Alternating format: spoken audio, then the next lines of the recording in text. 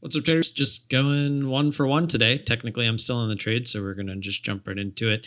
It's been a pretty crappy day. If we take a look at the SPY real quick, you will see. I think there was like an emergency Fed meeting. That's kind of what the rumor was. I never actually looked into it myself, but I'm assuming there was, and they finally finished it up. And I'm assuming people didn't like what they were hearing because the market started to sell off. But I think because of that, on a Monday, the market pretty much didn't do anything all morning. It was kind of crappy. And the only play I could find was this one, which on this very first move, I hated it. There was like a 70-cent spread at one point. But it started to, if we scroll in, you'll kind of see what I was talking about. This first move, there was a good 70-cent spread the entire time. Kind of did this and went sideways a little bit with no real pullback. And then it actually made a little decent move up there through 21. So we were looking to get filled around that 2120 area. You know, we like those areas. And once we realized it was starting to jiggle there, we tried to get in on the ask because there was still a spread. And we ended up getting filled.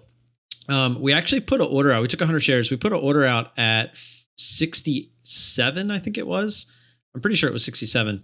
And on that first drop that it made, it went to 68. Literally missed us by a penny. You can go watch it live over on Twitch. I already have it linked up there. All my live trades that I've made over on Twitch will be there as well in the highlight section. I'll have that in the first pinned comment down below. But yeah, it missed us by a penny. It would have been like a 56, I think it was 56 cents. So it would have been a $56 trade like that. And I was like, you gotta be kidding me. But the spread, it didn't allow me to just drag my order up. I still thought about it. Still would have been like a $40-something trade. I was like, you know what? Let's see if we can just try to scale out of this. And eventually, we took some off a little bit higher at 80 instead of 56, which was the majority of our position. We took 80% of it off.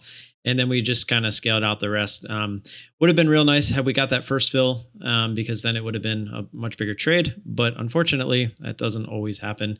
Sometimes something that moves $2 misses you by a penny. It happens. And it's kind of what we're dealing with. But as you can see, still holding this thing. Hasn't really given me a reason to get out. I trailed it after we took this, and then I just started moving it down with the pivots. And as you can see, this most recent resistance here is where we got the stop. So hasn't yet made a lower or a higher low. Thank you. It's made some higher lows, but I'm talking it hasn't broken any of those recent pivots. So until it does, we're just going to hang into this until the bell. And I'm definitely not going to hold this. So we'll take it off before the bell. But that's all I got. Don't forget to like and subscribe. Always appreciate that support. If you do have any questions or comments, feel free to leave those down below, or you can find me in Discord or over on Twitter. And I'll see you guys tomorrow. Peace.